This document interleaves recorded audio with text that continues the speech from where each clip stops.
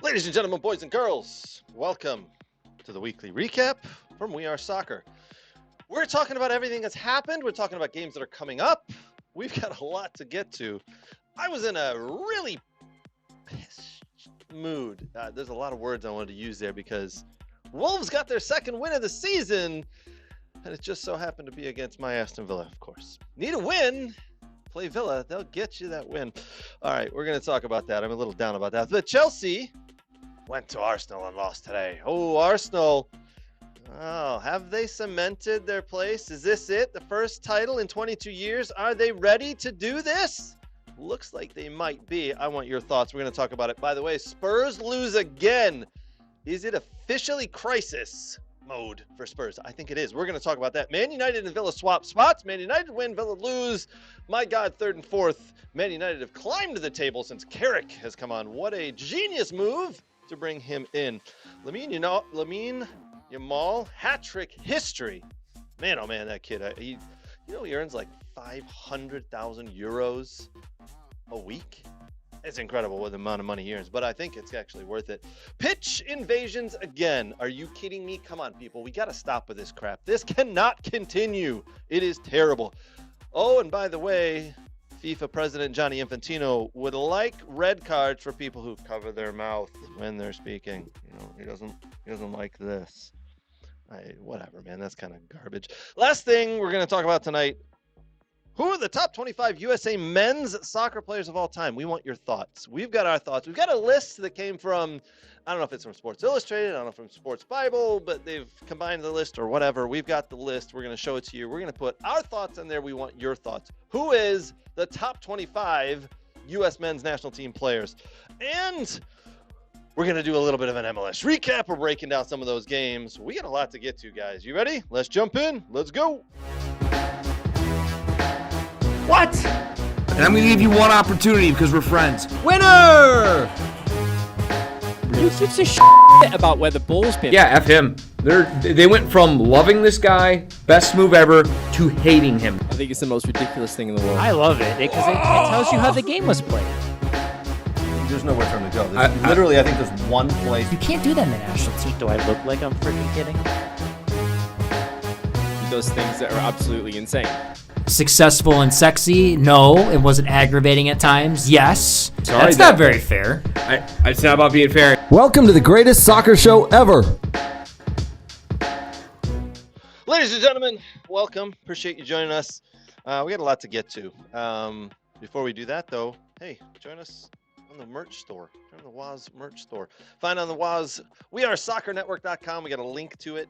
It's also been put on our socials, so hit up. We got some awesome, look at that. And a lot of other good stuff. Thanks, Brooks, for putting that up. All right, we're going to start off with Arsenal versus Chelsea. What a game that was. I tell you what, Chelsea looked okay. I haven't given them a lot of credit recently, but they looked okay. All three goals in this game scored off of corners by Arsenal. Yes, it was an own goal. Own goal pops up again on one of those goals. Man, leading goal scorer of the year. Brooks, I tell you what, man. This game, for me, super entertaining. 2-1. Arsenal, they just keep putting their lead out there. They're doing it. Are they Brooks? Are they gonna win? Are they gonna win this title? Are they gonna bring it home? I don't know. It's close here. I mean, there's only 4 points separating Arsenal and Man City, and they still have to play. And Arsenal tends to bottle things. So, You're not wrong there. Yeah, it's I mean, listen, the last 5 matches, Man City have won 4, drawn 1, and then Arsenal have drawn 2 and won 3. So every little point counts. If you draw matches, you should win. Just like Wolves, they need to beat Wolves, and if they did, it would have been even more. It would have been 8 points, Would have been. All right, this give me some of the stats from the game today. It was at the Emirates, and listen, this is one of the first games I've actually seen Saka show up and play. And normally in big games, I don't see Saka. He kind of shirks a little bit, he shrinks off, and then he has a couple of things here and there. He showed up today, and I thought he played well. I thought Zubamendi played very well. Declan Rice had an average game. Gabriel and Saliba in the back played really well. David Raya was phenomenal. For Chelsea on the other side, Cole Palmer, oh, he's off the pace, my friends. He's off the pace. So he's ice cold. Ooh, he's ice cold. Yeah. In a bad way. He's got the shivers, huh? He's got the. He needs to figure it out because it wasn't good. Yeah. And Sanchez, the goalkeeper. Why, Brooks? I got to ask you this. Okay. Chelsea has spent so much money in the past 3 years. So much money. Why not go out and buy a goalkeeper? Why not get a goalkeeper? They're so inexpensive. A good goalkeeper is going to cost you 25 to 30 million at the most. Jan Layman's at Manchester United cost 25 million. You could have gone and got Martinez back for 25 million. How much was Donnarumma? Well, Donnarumma, yes. He's expensive. He wasn't cheap. They can afford his wages. He was 26 million, and they can afford his wages. Yeah. Why have they not gone and bought a goalkeeper? Chelsea, that is what, in my opinion, they are really, really missing. Drives me nuts. Hey, man, good luck to them. I need Chelsea to keep losing. I need them to drop down points, and we'll show you the table in a minute. Why? Give me some stats from the Chelsea-Arsenal game today, Brooks. What Yeah, it looked like Chelsea, I don't know, it was pretty much almost 60-40 possession, essentially, for 60 for Chelsea, 40 for Arsenal. Expected goals, pretty close, 1.09 for Arsenal and 1.07 for Chelsea. More shots, more total shots for Arsenal, 12 versus 9. Shots on target, only 3 for Chelsea versus 5 for Arsenal. Big chances, 2 for Arsenal, 0 for Chelsea. Corners, here's where it's a little lopsided, 10-5. 10 for Chelsea, 5 for Arsenal. Saves, 3 for Chelsea, 4 for Arsenal. So, I mean, I don't know, it's pretty, 2-1, you say 2-1. One was an own goal, right? So, surprisingly with Chelsea, you had 10 corners. You had, more opportunities there in their half. Chelsea's goal was the own goal by Hincapie for Arsenal. But listen, it's pretty apparent both these teams score off corners, and both of them were targeting to box the goalie in, have a little hustle bustle. There wasn't a lot of fouls called. There was a lot of corners, and all 3 goals came from the corners. We know Arsenal score from corners. Yurkietis, I thought, played well today, but not great. Did a lot of hold-up play, got into some channels. He tried to go one-on-one. He wasn't quick enough. Chalaba ate him alive, to be honest, when he did that. Overall, I thought Chelsea probably deserved a point out of this. I'm glad they got nothing out of it. Arsenal keep rolling. If you look at the stats and you didn't see the score, you'd think this is a draw or Chelsea won. I thought, Chelsea, more corners, more shots, more possession of the ball, more everything, essentially. And it just wasn't to be. Next comes... Yeah, so here you go. Villa. Here's one. Yep. Here's an interesting stat that the EPO upset. Touches in the opposition box. Oh, I like this. 30 for Arsenal versus 13 for Chelsea. And that right there, my friends, is why Arsenal won this game. Yeah. That right there. If you're going to play the possession game, you got to get possession in the opposing team's box. You have to. Arsenal clearly played we'll let you have possession in the areas that we want to let you have possession. They love playing that game, and then they played a little bit of a counterattack. Yep. But they still got possession and touches in the Chelsea box. That's super important. I actually love that stat more than I think a lot of the other stats that are out there. No, it's a good one. You have to scroll down. They actually have a lot of good stats on the EPL, the Premier League website, how they break down games. They say, the last 5 times they played. They really get into detail, and they do a good job about that. I'm going to ask you to bring up that stat in a minute when we talk about Wolves versus Villa. Okay. Okay. I really want to know the stat on that in a minute. Okay. The last 5 times they played? No, just this. Touches in the box? Just this. Yeah, the stat of touches in a box. The last game on the game that happened on Friday. Okay. Because I'm not happy. Let's just jump in. Let's just go right to that game. Wolves. They've only got 1 win on the season. They drew Arsenal, the other week, down 2-0, come back to 2-2. Arsenal said they were embarrassed by the result. They didn't work hard enough. Aston Villa go to the Molineux, and Villa, to be honest, just didn't put in the work. I thought the work ethic was terrible. I thought some of the touches were terrible. In the first 10 minutes, Villa had 3 chances to put a ball on goal. Didn't. Ollie Watkins, I'm not sure what he's doing these days. Terrible performance overall. But Wolves come out 2-0 winners in the end. And Villa very embarrassed because we just gave away 3 points. Yeah. So it's funny. Like you take the touches in the opposition box, 24 for Villa versus only 12 for Wolves. Yeah, and Villa had majority of the play. Wolves, listen, I think Wolves know their place. They're not good. They're getting relegated. They know they can't. If they come out and expand and put space between their lines, they're going to get eaten alive. So what do? They sit in. Just sit in and counterattack. Only 12 touches in the box, and yet they still win 2-0. They took advantage of their opportunities. Well, big chances. The big chances here: 2 for Wolves, 0 for Villa. So there you go. 4 saves for Wolves versus no saves for Villa.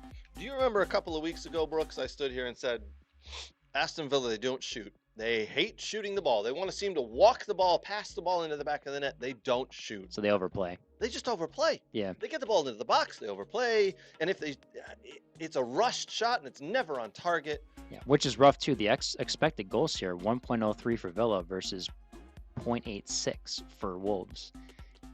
So it's funny how the stats, they take your opportunities and you don't get many chances, but you bury the 2 of them. There you go. That's soccer for you, though. Ruined my freaking weekend, bro. Ruined my weekend. And you know what? On Friday evening after Villa lost, As your dad said. well, we were all sad. We're all more just pissed off, right? We're all bummed. But I said, I looked at the table and I said, well, I can guarantee you Manchester United will find a way to beat Crystal Palace because Man United's at home. Yep. They'll get those 3 points somehow. Yep. And climb above us in the table. And then you start looking at it. And if I pull the table up here, Brooks, I tell you what's my goal for the season is to finish in the top 5. Yeah. We are now 3 points in front of the 5th place team, Liverpool. Yep. Brooks, I just need to finish in the top 5. If I can finish in the top 4, I'd be super happy. I'd be ecstatic. Chelsea come calling in the next week here on Wednesday for Villa. They're on 45 points. Yep. So if they win, they'll be 3 points behind us. That's a 6-pointer right there. That's a 6-pointer. Villa, if we can, I'll even take a draw at this point. I'll take a draw. I just can't have a loss with no points and give them points. And that's the only team I'm worried about. Chelsea. Yeah. I mean, it'll be an interesting one. Be interesting. I mean, like I told you before, look out Everton. They've climbed the table up to 8th and 40. I don't think they'll catch Chelsea. No, I don't. But I mean that if you look at that from 9 to 5, I mean, there's only an 8-point difference. Mm-hmm. So there's not a lot of room for slipping up there if you want to get into the top 5. But that race for the 5th spot could be very interesting. Yeah, unfortunately, Villa have dragged themselves back into it on 51 points and Chelsea on 45. 6 points, difference there. But Brooks, I'm not happy. No, I'm just not happy. it's rough. And Liverpool have won 4 of the last 5. Only 4 wins and 1 loss. That's. I mean, they were struggling, and somehow they found it again. They found the magic somehow. I'm putting the table back up. Brooks, how many games are left? So there's 36. 36. Okay, so 8 more 36. games left. But Arsenal have already played 29. So, yep, everyone else has 20. Oh no, Wolves have 29 as well. Everyone else has 28. So Screw Wolves. I don't even want to deal with it anymore. I really just want to hop, skip, and a jump to tomorrow, and I want tomorrow to be the last day of the season and go. Where are we? Do Villa win? Do we finish top 5? That's a win for me. this isn't like FIFA, Craig, where you can simulate the rest of the season. But I So want you don't to. play every game. So badly want to. Even though you don't play FIFA. I do not. I don't play video games. The last 2 games of the season for Aston Villa, Brooks, home to Liverpool and away to Manchester City. Yeah, big time. Those could potentially be 2 top 5 matches. That you got to play the last 2 if you stay in the top 5 and they're still in the top 5. Brooks, I have to hope that Arsenal win the title before then and Manchester City aren't gunning to get 3 points to win the title because they'll guaranteed to win and beat us. So this is Pep's last season, right? Not officially. Not officially. It could be. Officially, It could be. But like, if it's his last season, why would they just give up and not do well at the end? Well, at that point, most of the players will have said, Champions League is over. The league's already been won by someone else. I don't want to get injured for my holidays, and there's nothing to play for. Well, there's also a World Cup. Yeah, and that's it. They don't want to get injured for that, so that could play into it. But if Manchester City need a win on that last day, and it's Villa at Man City, that's a loss. Maybe Villa will just bunker in. I'm They play a little counterattack in football. I'm going to bunker in and watch any other game but that one. Any other game but that one. Brooks, before we go any further, I do want to say a big thank you to our sponsors and partners. A big thank you to Soccer World, soccerworld.net for all of your soccer gear needs. They've got everything you could ever need soccer-wise. Next Level Training, thank you guys so much. Appreciate it. They are the best trainers in the country. Sign your kid up for Next Level Training. No, you as an adult cannot sign up for Next Level Training. Your kids can, though. You can sign your kids up. Thank you to the football doc, Dr. Zachary Atwood. Very much appreciate this love and support he gives us. Thank you, Mr. Dr. Zachary Atwood. And Spencer Nolf. And Spencer Nolf. Yes. Good dudes. Thank you, Dog and Pony Show Brewing. We are doing our next Soccer Trivia March 12th. That is a Thursday. It's coming up in like 11 days, 10 days. So join us there, 7 p.m. Drink the beer. We love the Dog and Pony Show beer. So thank you guys for being a sponsor here. And thank you to the Michigan Jaguars. MichiganJaguarsFC.com for more information on that awesome club. My son just played pre-MLS next game today. Fantastic game against a local club here. They won 4-1. Brooks, my son had a hat trick. There you go. That make up for your crappy Friday? No, it didn't, because he should have had 7 goals. I am a tough parent. Apparently. Jeez, was your dad like that? Yeah. Oh, fair enough. I don't actually mean to be like my dad, but it's just, my kid came off the field today, and, he's smiling. They won 4-1, and he had 3 of the goals, and he's talking. I was like, what was at the end? What was that? What were you doing at the end? You went to the right of the defender. You need to go to the left of the defender. I know you want to use your right foot, but go to the left, push it back with your right. And he goes, but I don't want to hear but. Do as I say, not as I do. Anyway, So big thank you to our partners and sponsors. We could not do this awesome show without them. All right, Brooks, let's just put up the table here, and then I got one other EPL club I want to talk about. So here's the table. We obviously know Manchester United up into 3rd. They beat Crystal Palace today at home. Get a little bit of a... Talk about a slump for Crystal Palace going the other direction as well. Oh, yeah. Crystal Palace heading in the wrong direction. A number of teams heading in the wrong direction. Sunderland slipped off. I thought they wouldn't slip this far. I thought maybe they'd stay within the top 10, but they're in the 12th. Newcastle's gone completely the other direction. Crystal Palace has. Leeds is kind of hung around the same area. Tottenham are just in trouble. That's the team I want to talk about. Yes. So here we are, 16th position, 28 games. After 28 games, Tottenham Hotspur have 7 wins, -5 goal difference, 29 points. They are officially 4 points safe. 4 points out of their relegation. Yep. Brooks, we need to bring up their table, their last run-in of games, the last 8 games that they got going on. I want to know who they play, because We've done this every week, but we always forget. We should need to break a graphic, right, for Tottenham. Don't forget they're still in Champions League. They're still in Champions League, and I got to be honest, the sooner they play Atletico Madrid, the sooner they can exit Champions League, the better, because then they can actually focus on the league. Yes. Well, they might get smoked by Atletico Madrid depending on how they play against Barcelona in Copa del Rey this week, they already beat Barcelona 4-0 in the first leg of Copa del Rey. Yes, so. Which is one of the games we'll talk about coming up here. Yes. Overall, though, it's crisis time. Is it crisis time for Tottenham? They need wins. They got to pull away from that, because they're going to get dragged in there. One or two of those teams, West Ham United, Nottingham Forest, could easily just win games. Well, they do. They have to play them the remainder of their season here, their last 8 games. So could you imagine if Tottenham lose to those teams? All right, give it to me. Who they got? Don't have to play West Ham, but at least they have to play Tottenham. They have to play Crystal Palace on March 5th, which is this Thursday. And then they head, after their Champions League match on the 10th, they have to go to Liverpool on the 15th. And then they have a Champions League second leg against Atletico Madrid on the 18th of March. Jeez. Then they come back into EPL play and play Nottingham Forest on the 22nd of March. Then they play Sunderland on April 11th. Then they play Brighton on April 18th. Then they play Wolves on the 25th. Then they play your Villa on the 2nd of May. And then they play Leeds on May 9th. And then they finish with Chelsea on the 17th and Everton on the 24th. So those last 2 games aren't easy, especially because Everton's going higher and forward more than Tottenham are. And Everton played really well yesterday against Newcastle, by the way. That was a really entertaining game. Everton, they seem to have put it together. All of a sudden, David Moyes has got that team playing well again. They were slumping in the middle, and here they go.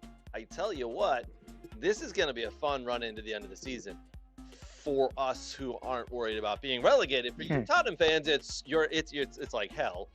Well, I mean, you're playing Leeds, and Leeds are right there, not far from you in the table, so you know they're going to be up for that game. But it's going to be rough. It's going to be a rough one. I'm looking here at that Crystal Palace game. Let me see. I want to see the preview here on the last 5 matches they played against each other. You know the nice thing about that for Tottenham, though? The destiny's in their own hands. Sure. They play a lot of the teams, like they don't have to play the top-tiered teams. They have to play these teams they're in actual battle with. So this is a good thing for you Tottenham fans. You're playing against teams that are battling against you, and if you beat them, it's a 6-point turnaround. So I don't think they get relegated, though. I think you still will be safe. You're fine, in my opinion, but you just need to pick up a couple of wins. So let's see here. So the last meeting was on the 28th of December, and that was a 1-0 Tottenham win. Before that, on May 11th of 2025, Crystal Palace won 2-0. And then on the 27th of October, Crystal Palace won 1-0. And then in 2024 of March, it was a 3-1 win for Tottenham.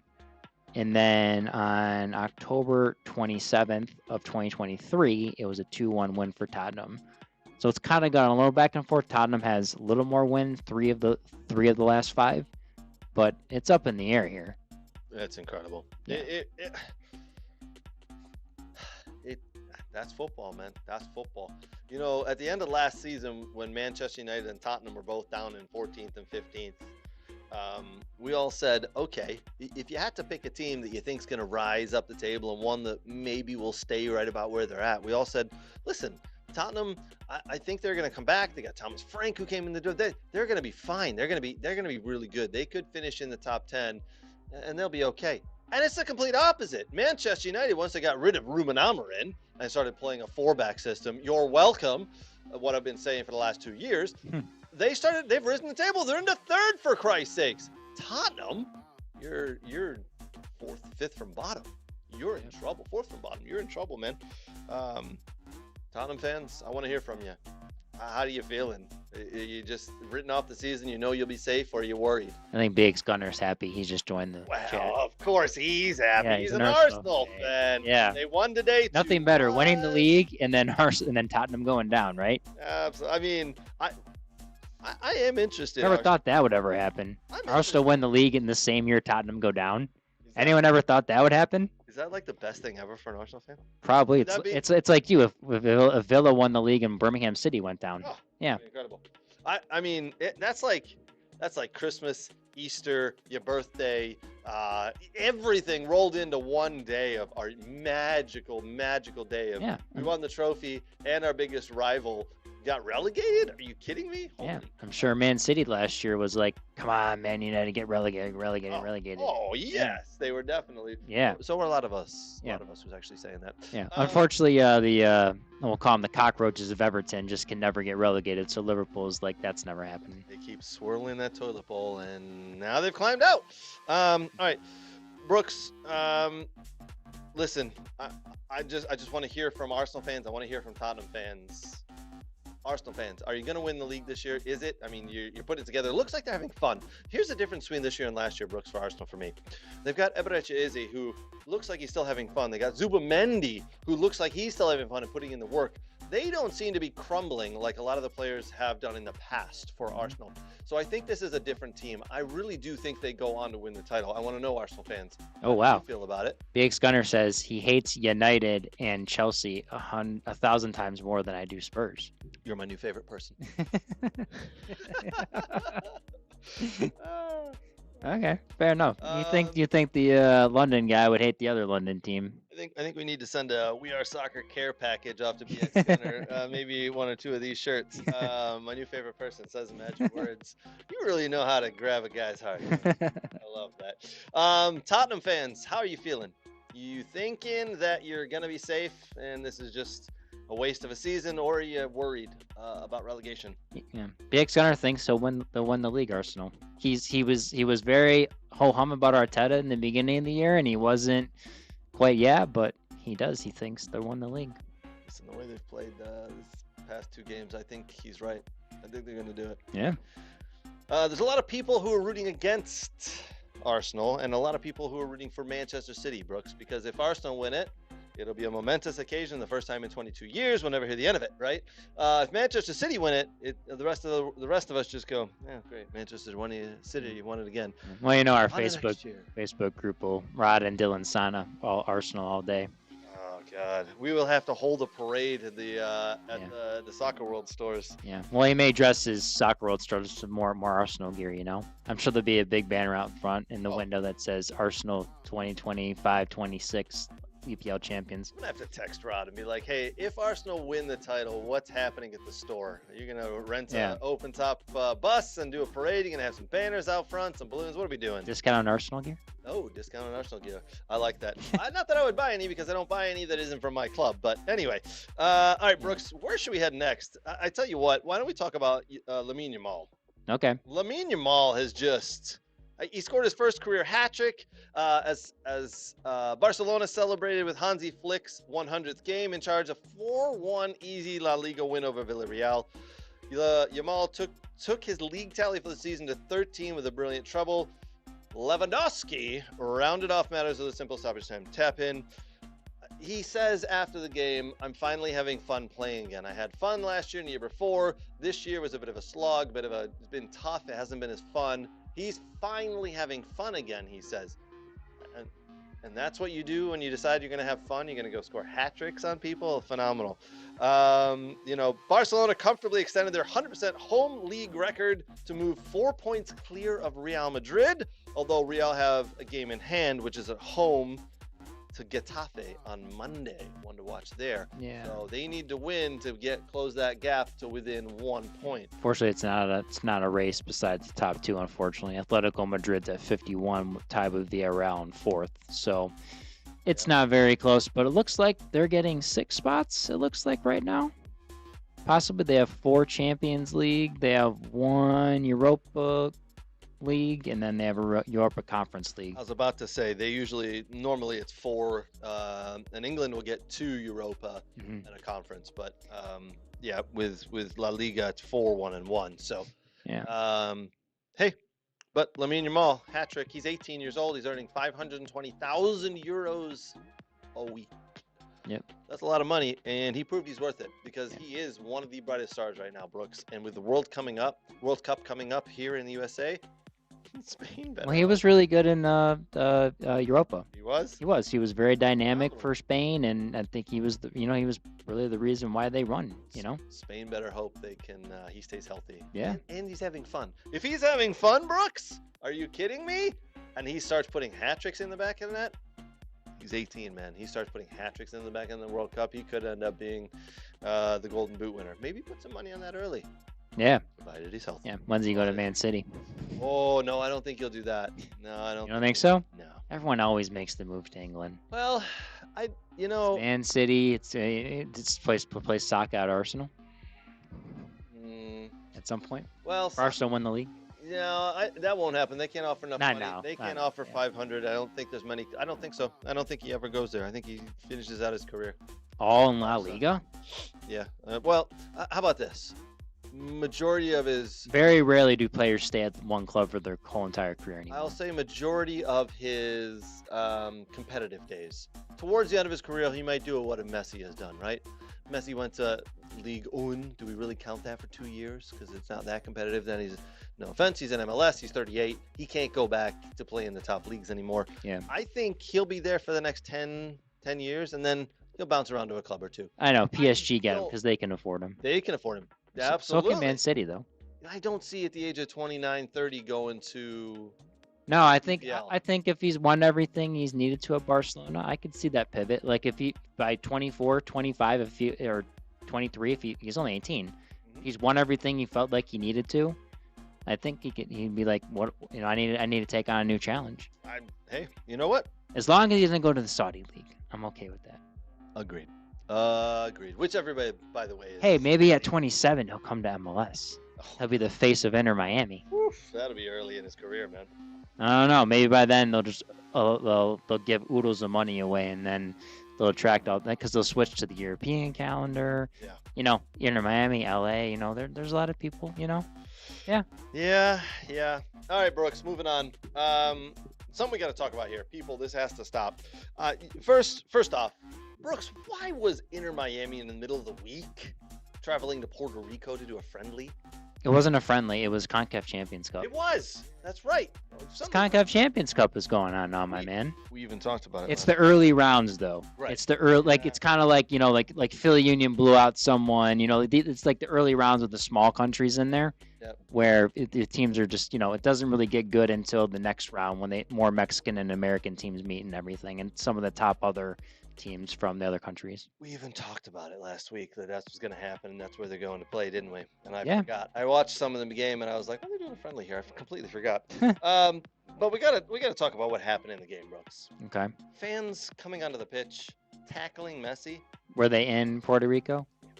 Oh yeah. I wonder how much security there even was. That's the thing. I don't care where you go. I don't care what's going on, where you're at in the world. If you have a player of a Messi caliber, if you have a Ronaldo caliber, those are people that everybody wants to take pictures of with. Sure.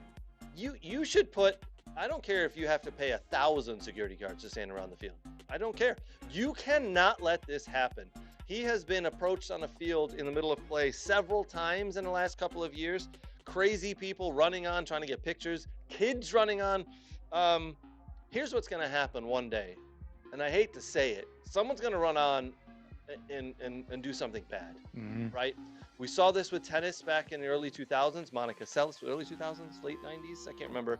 Monica Seles, fan came in onto the court, stabbed her, right? As she was sitting there. That is going to happen if we don't stop this. It needs to be reported. Everybody reported it. Everybody reported that Lionel Messi was on the pitch playing and a fan came on and tackled him. Now, it wasn't a bad tackle. They didn't hurt him. The security guard tackled the guy who tackled Messi, and they just kind of rolled, and Messi got up and walked away. He was fine. But at some point, a fan is going to come on and do something bad. And that is going to change the tone of the world and the sport forever, because there's a lot of people who don't like Lionel Messi. There's a lot of people who don't want to see him succeed. They don't want to see him be claimed as one of the best ever. Yep. We have got to stop this. It has got to stop. Brooks, I'm really scared that here in the USA for World Cup 2026, could, right? Silly could happen. Good. I do not want that, because then I feel like those ruin our stadiums, sport. though, they're going to have a lot of security, though. Like, I really do. I really do think a lot of those stadiums, I mean, the NFL stadiums do anyways, and they'll take it very seriously. I think they will. But listen, there's been other World Cup finals where people have run onto the field, too, in other countries. So someone always gets away.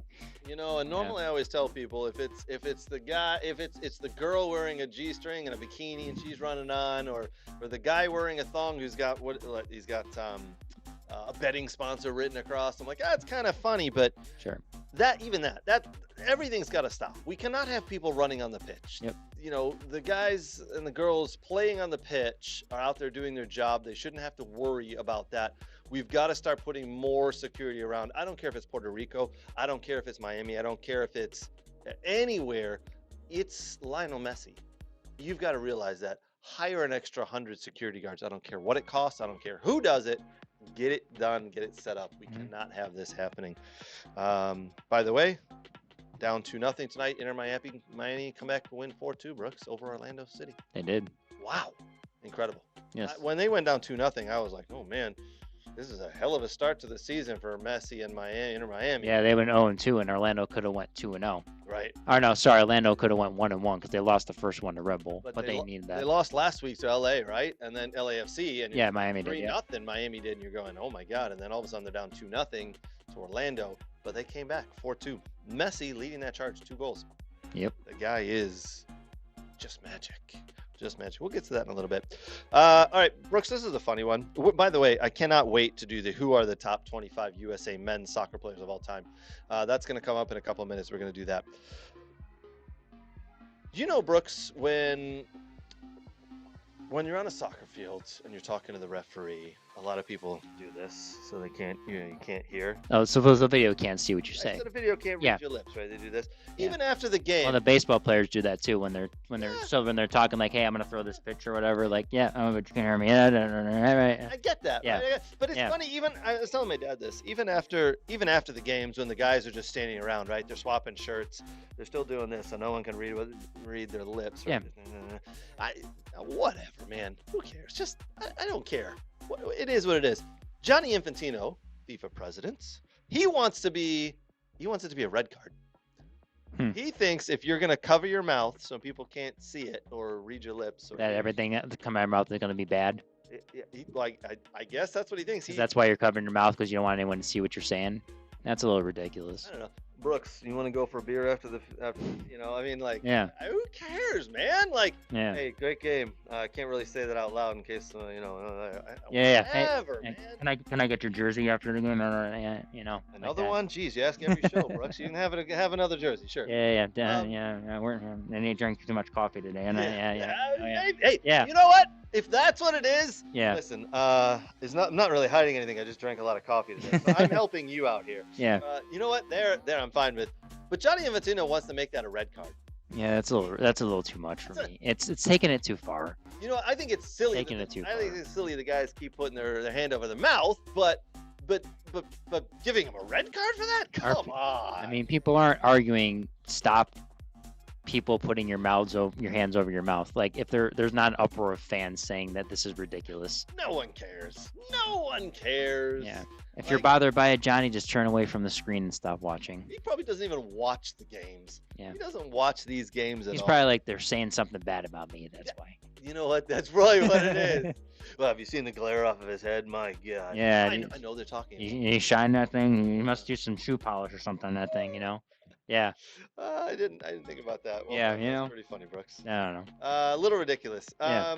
All right. So, couple of MLS. Let's do some MLS. MLS is going on right now, as we just said. Inter Miami won 4-2 over Orlando, and currently we have San Diego versus Seattle. San Diego. No, St. Louis 1-0 San Diego right now. It's the Sunday night late match. Yeah. 1-0 to San Diego, the late match. Yeah. St. Louis got their Tina Turner esque jerseys on. Very strange. I mean, a lot of teams are doing, like, San Jose did the Grateful Dead jerseys. Mm-hmm. So the Tina Turner ones, and then there's been a Jimi Hendrix jersey that Seattle did a couple years ago. So they're paying homage and tribute to, Minnesota's got to get a Prince one at some point, Oh yeah, absolutely. But yeah, so. I like it. All right, cool. Give us a little bit of a recap. You had a couple of games here you wanted to talk about. Tell us what happened this week. Listen, it's week 2. We're not putting up a table. It doesn't really matter right now. Week 3, week 4, we'll probably think about putting up a table. But right now, we're not even done with match day 2 yet of week 2. So, Brooks, what we got? A little recap you wanted to do? Yeah, I'll just talk about some scores. Then there's 3 games I want to go a little deeper into.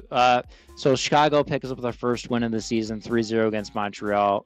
Montreal starts like 5 or 6 games on the road for some reason. I don't know if it's a stadium update or something, but good win for Chicago. They were down. They went down to 10 men at one point, and they ended up winning 3-0 there.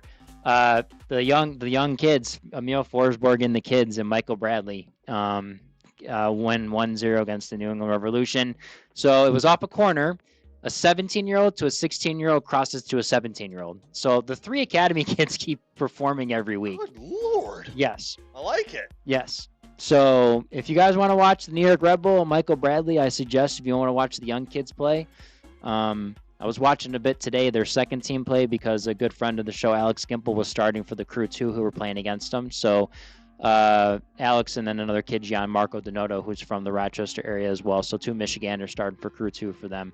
But But I was watching, and I mean, they're good. Their second team has some players that are athletic and interesting, but they've got some kids in that academy coming up, and I'm curious to see where how those three, the two 17-year-olds and 16-year-old progress and where they end up somewhere one day. So, Colorado beating Portland 2-0. A little bit of a disappointment of the Timbers there. It's always tough to play at Colorado. They had a rocky start against Seattle the first match, Colorado, but they found a way to win at home this week. Minnesota winning 1-0 against Cincinnati. RSL beating Seattle 2-1. Here's the game I really want to get into. San Jose started 8 college players again against the mighty Tata Martino Atlanta United. I like that. 8 college players. If anybody ever tells you that going to college isn't a pathway to the pros, they are 100% wrong, because it is. 8 college players. I love it. Go, Brooks. I mean, they gave Atlanta United issues. They wanted to play out of the back. It was a struggle for the goalkeeper to play out of the back. They pressed really well. They were physical. They didn't back down to these South American players. Essentially, Atlanta United plays 10 South American players, and there's one academy kid that starts. Cooper Sanchez, the young teenager. So, yeah, I mean, it was a great job. DeJuan Jones was the captain of San Jose, by the way, so he got the armband. Our good friend of the show, DeJuan Jones, who played at Michigan State. So, but it's amazing. It's amazing. It's essentially 8 college kids, 1 academy kid, and 1 other international, and then a goalkeeper who's international. Timo Werner, by the way, came on, got an assist. So there you go. He didn't start because he just got there, but he came off the bench. How did he look?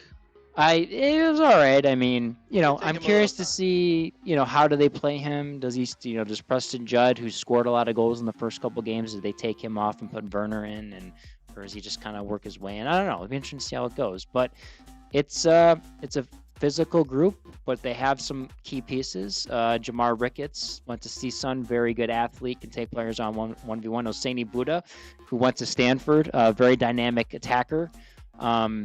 Yeah, they're doing well. Ian Harkes in the midfield, played at Wake Forest, son of John Harkes, obviously. So I do tell a lot of viewers here right now, if you want to watch some interesting soccer, San Jose right now and then the New York Red Bull are a very interesting one. Just the difference of young kids at Red Bull and internationals and some domestic and a few college versus San Jose and Bruce Arena, who trusts the college players and isn't afraid to do that. So, sure.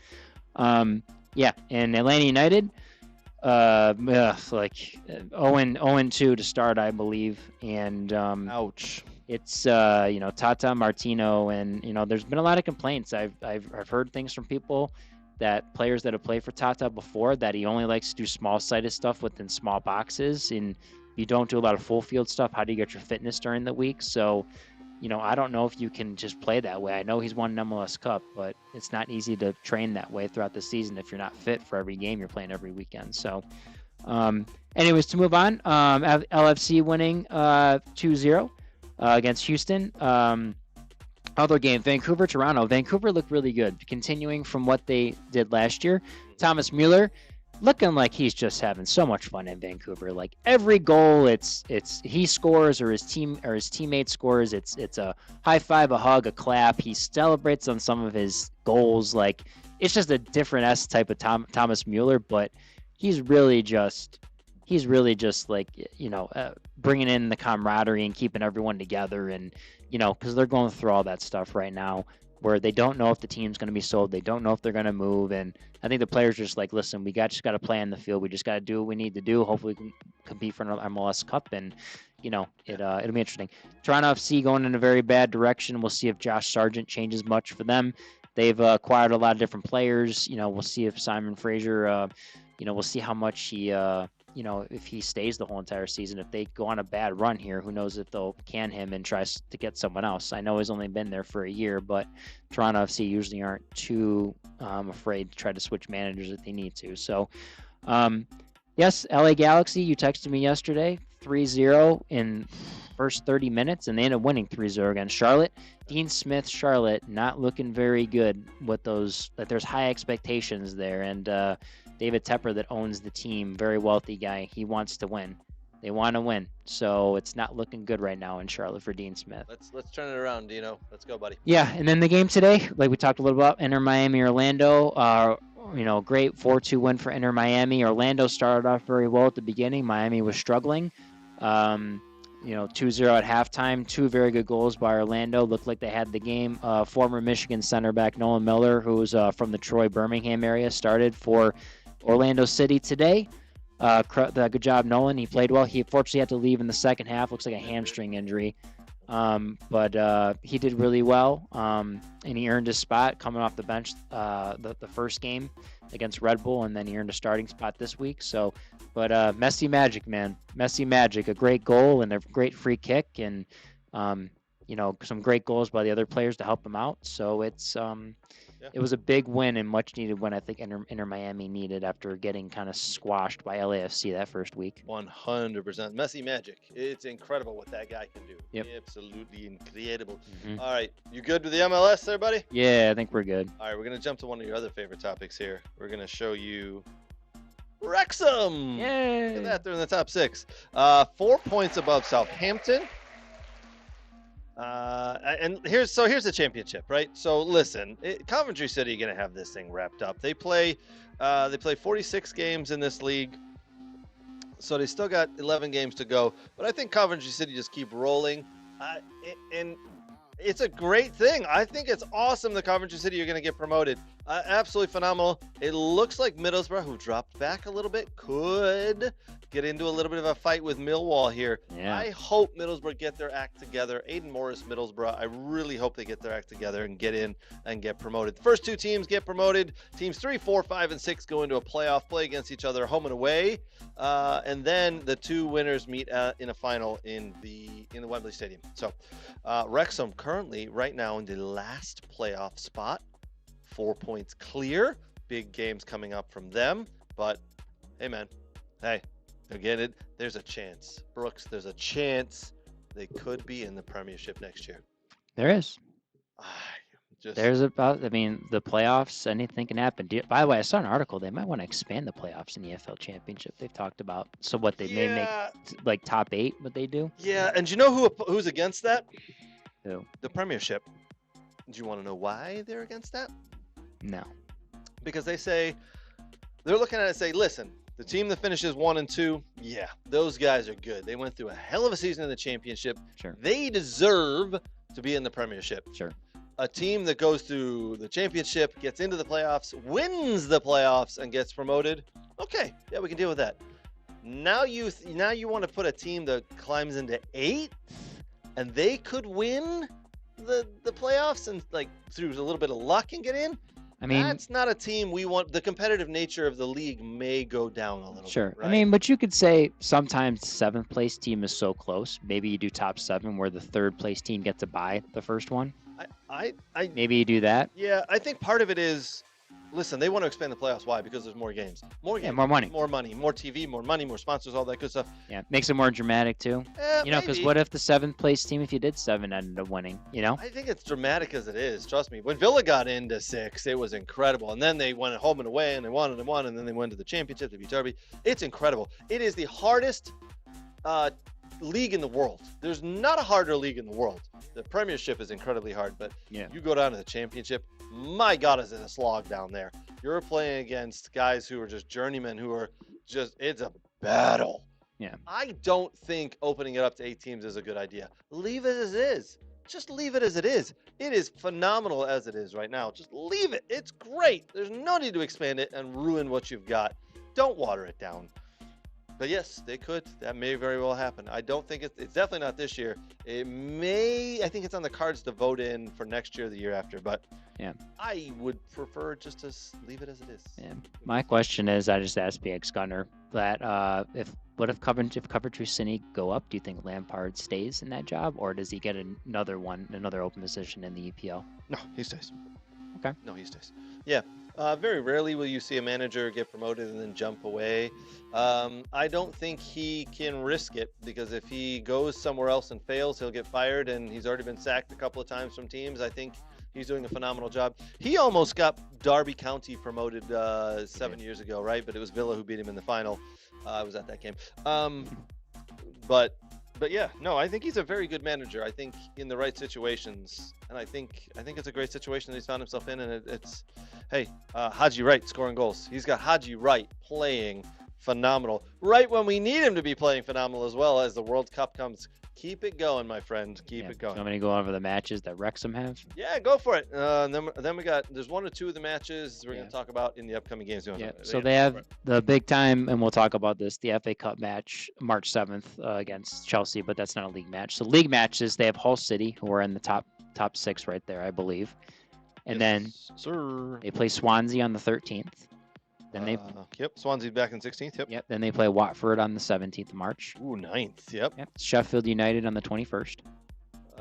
Where's Sheffield United? A little down. I think they're further down the table. Yep, they are 13th. Yep. Yeah, and then West Brom play Wrexham play West Brom on the April 3rd. West Brom in 21st. So you expect 3 points from Wrexham, for Wrexham there. Yep. Yep. April 6th they play Southampton, who aren't too far out of the top 6. They're right on the 7th or 8th spot, I think. Yeah, they're 7th.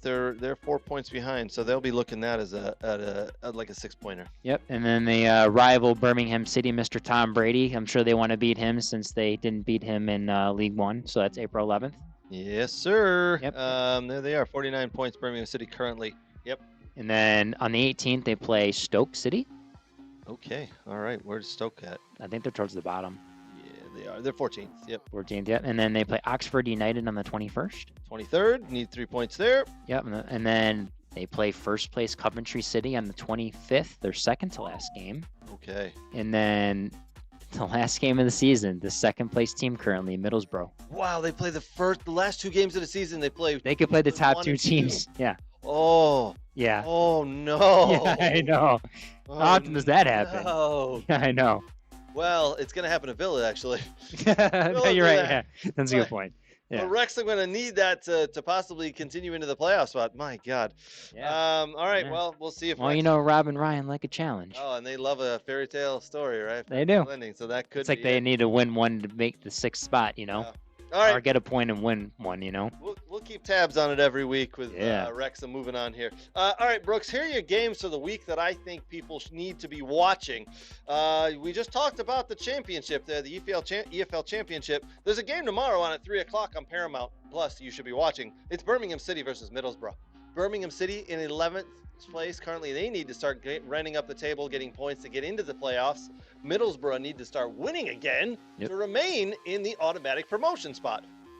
3 o'clock tomorrow, Paramount Plus. Tuesday, Brooks, don't give it away yet. But like the Red Hot Chili Peppers? No, yeah. There you go. Aha. Wolves at home versus Liverpool, 3:15 on the USA Network. Now, that's Tuesday. That's a league match. Mm-hmm. Don't give it away yet. Mm-hmm. Also Tuesday, Barcelona versus Atletico Madrid. That's 3 p.m. on ESPN+. That is Copa del Rey. Yep. Atletico up 4-0 on aggregate. So why have we highlighted this game? Well, Barcelona were embarrassed. Absolutely, thoroughly embarrassed by Atletico the first leg. Are they going to get embarrassed again, or are they going to change up their tactics? They just won 4-1 today, right? Mm-hmm. So, this weekend, sorry. Can they overcome a 4-0 aggregate deficit? We will see. Yeah, that'd be interesting. We will see. Okay. Atletico Madrid are tough in those competitions. Madrid would like to, yes, but Barcelona is Barcelona, right? Sure. Currently La Liga leaders. All right, moving on. Wednesday, Manchester United versus Newcastle. I'm pretty sure this is at Newcastle, but we need to confirm. That's going to be a hell of a game. Newcastle dropping like a stone in the league right now. Eddie Howe's got to have things turned around. Manchester United moving on up into 3rd. This is a league game. Can those teams pull out a win that they both sorely will need? So, also on Wednesday, Aston Villa versus Chelsea. Both teams, again, that need points. My God, the Villa need points. I'll even take a draw here. Just give me a point. I'll be fine with that. Okay, last game on Wednesday we think you should pay attention to. USA versus Canada. Women's, and that's a She Believes Cup game. That's a 6:45 kickoff on TNT coming straight from Columbus, Ohio. Yeah. My God, it could be called, Brooks. It could be because it's supposed to be chilly this week here and then warm up the end of the week. But yeah, it could be that. And then But I mean, it'd be a good game. It's always a good game between the U.S. women's national team and the U.S. Canadian women's, or the Canadian women's national team. Yeah. So pay attention to those games. Okay, on to our game. Single game on Thursday. We're going to ask you to pay attention to Tottenham versus Crystal Palace. Palace dropping Tottenham in crisis mode. If Tottenham don't pick up 3 points here, Brooks, official crisis mode, right? I mean, listen, you need to pick up points. Crystal Palace have been dropping in the table. This is a team you should be picking up points against, okay?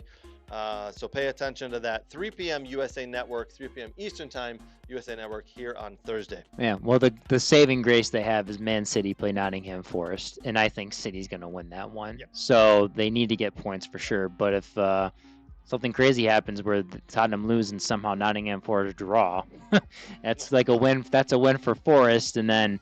But don't forget, Nottingham Forest are still in the Europa League. They're still in the Europa League. They're round of 16 right now. Their first leg is March 12th, and the second leg is March 19th. I know, it's incredible, right?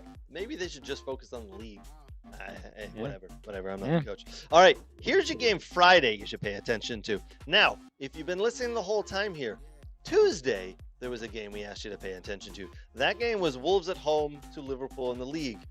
Friday, Wolves are at home against Liverpool in the FA Cup. Brooks, 3 days apart, the two teams play each other in the exact same location. 1 for the league, 2 for the FA Cup. That game on Friday is at 3 p.m.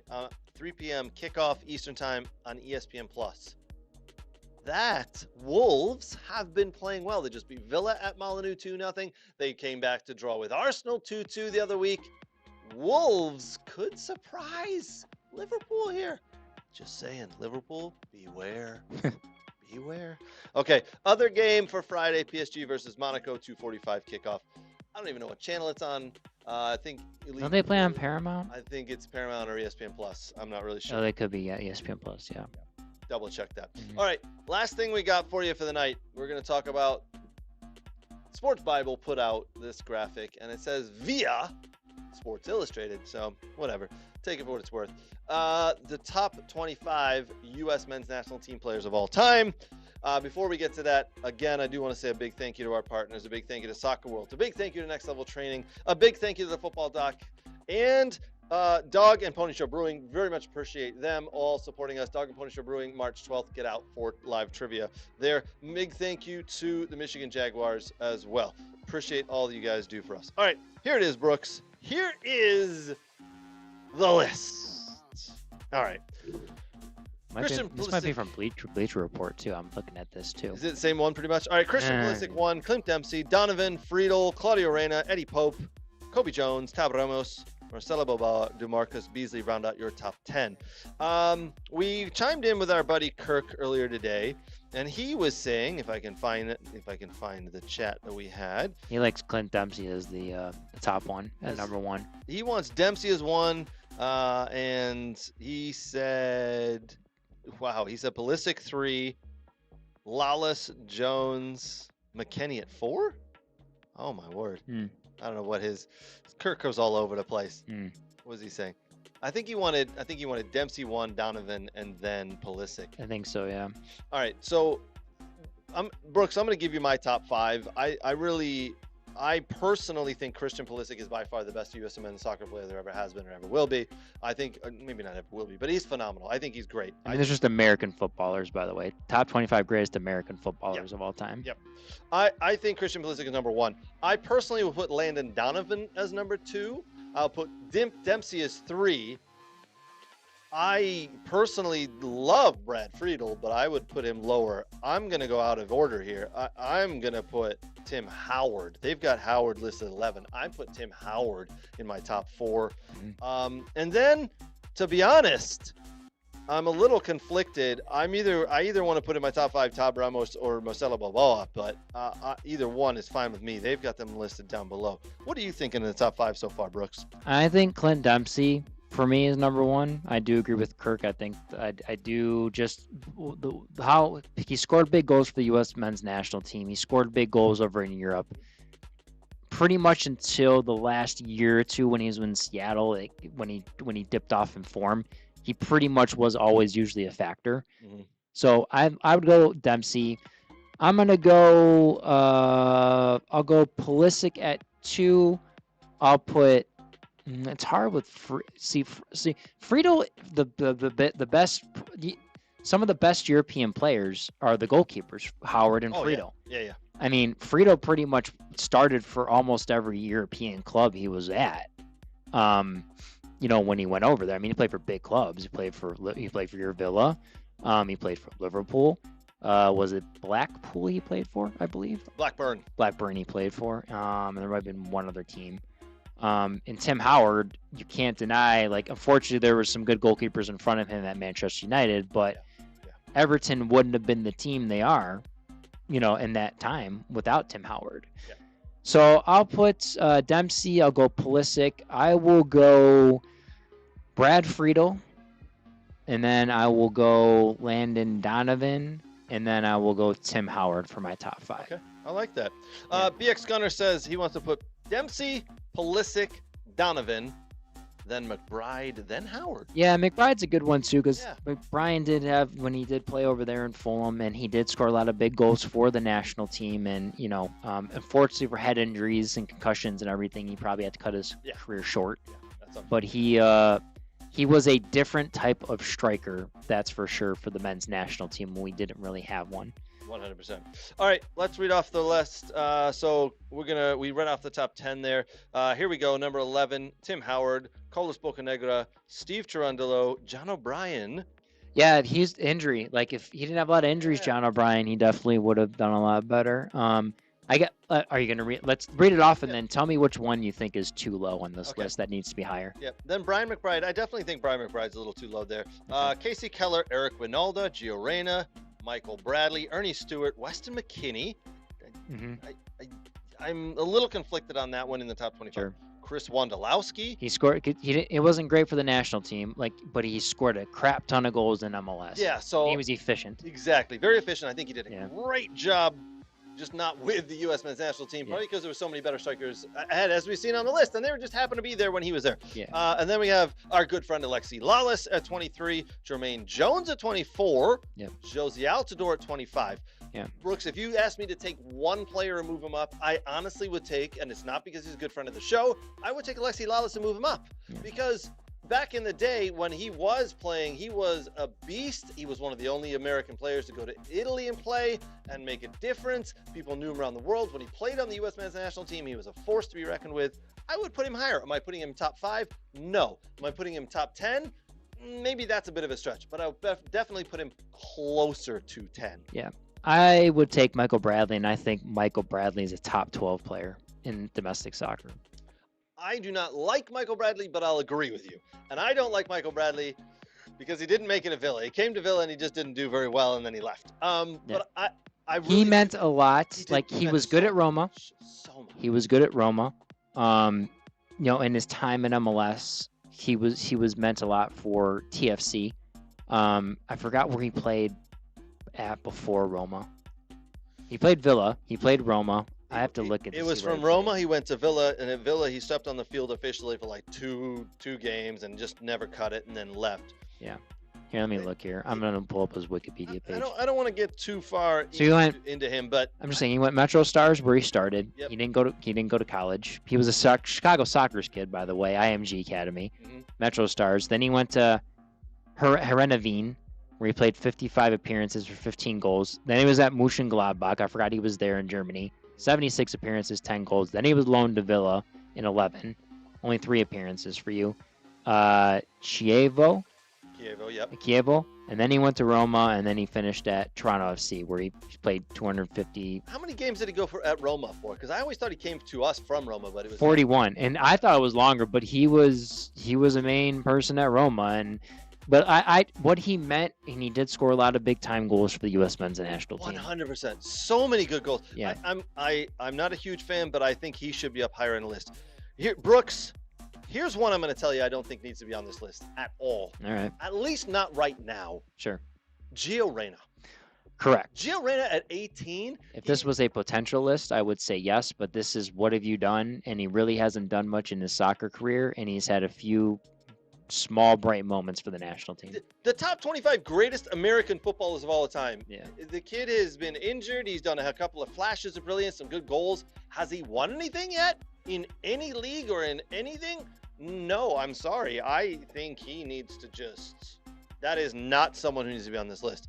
I would put Jay Demerit on there over him.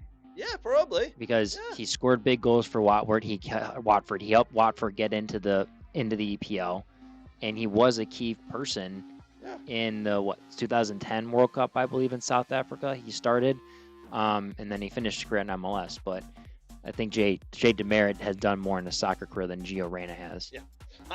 I just am not in on this list right now, and some of the order. I don't know if a lot of these people are soccer people who put this list together. I would love to know who it was. I'm just not down with it. I think there's people on this list that probably don't deserve to be there, and then there's all of a sudden people that are misplaced. I'm going to agree with BX Gunner. Brian McBride, put him higher on the list. I think Tim Howard needs to be closer to that top 5. Hey man. But I think most people looking at this list, the top 3 that they have, Pulisic, Dempsey, Donovan. You can switch all 3 of them. Swap them around, right? And I'm fine with that. That almost becomes a preferential thing, but yeah, I would have put Donovan in my top 5. Oh, did I? No, I didn't. I forgot what my top 5 were. I didn't write it down, but I think he was just outside the top 5. But anyways, really thought Donovan for me cemented his place in the top 5 when he went back to England on loan for Everton, and he did really well. Sure, I thought he did really well. He would. I think people would say hands down he's the best or top 2 or whatever if he had, if the thing at Leverkusen had worked out. Yeah. If he didn't want to come back home, make a move so quickly, or. But listen, I can't blame him. He wanted to start and he wanted to play at LA Galaxy, and he was the face of MLS, and I don't blame him. Yeah, I don't blame him at all. Yeah. Anyway, I'm interested to see people's thoughts on the list. Go ahead and put your comments and thoughts in there. We should put this into the Facebook group, see their thoughts there too. Brooks, anything else for the week? It's going to wrap us up. You might catch us doing a live or video in the next couple of nights. We got a couple of things else that we want to chat about. USL stuff. We'll see if that league gets going. There's some issues there. And some of the games that we told you to watch. Keep an eye on those. Those are going to be good ones. But for now, one last time, a big thank you to our partners. A big thank you to Soccer World. A big thank you to Next Level Training. A big thank you to the Football Doc at Primal Recovery there. A big thank you to Dog and Pony Show Brewing and the Michigan Jaguars. We very much appreciate you guys. Thank you so much for listening. If you are listening and watching, do us a favor. Give us a like. Give us a subscription. Give us a share. If you are listening on a podcast, leave a comment. We'd love to see it, and give us 5 stars. Very much appreciated. For us, that's going to do it, and we're out. Cheers. Cheers.